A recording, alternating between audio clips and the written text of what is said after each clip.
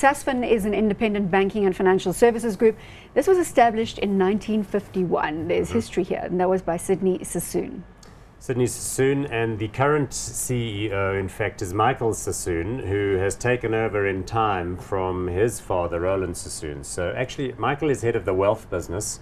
Remember, it's got the wealth business and the bank. The wealth business, of course, is where our friend David Shapiro works. Market cap 1.5 billion rand, PE ratio of 12.4, and a dividend yield here of 5.7%. Nice dividend yield. Oh, absolutely, and nobody's going to say no to cash, right? So exactly. A couple of things happening with Sasfin at the moment. So first of all, they've done the BEE deal with Wippold, where Wippold bought 25% of the business. Hopefully that'll get them some institutional money.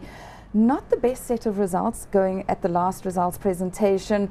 So I think nice, solid company. They've been around for a while. Traditional company. I'm not sure it's enough though.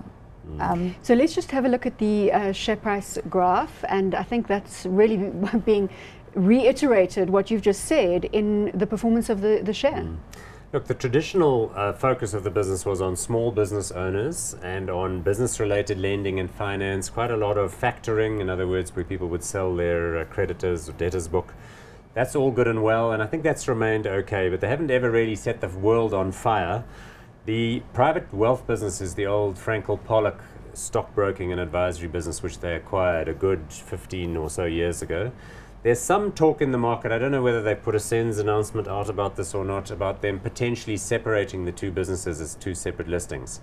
But I think that is sort of work in progress. They've got a nice base of private wealth clients, and that is a good solid annuity business. Is that a big enough reason to buy into stock at current levels for the potential turnaround?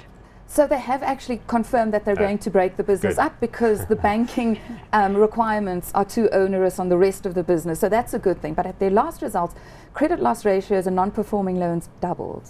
That is eye-watering. That's very scary.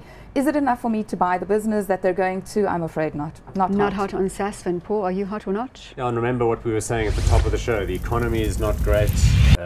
Businesses are not really, stepping out or making bold moves. Businesses, unfortunately, are being, hit, and in some cases we see insolvencies.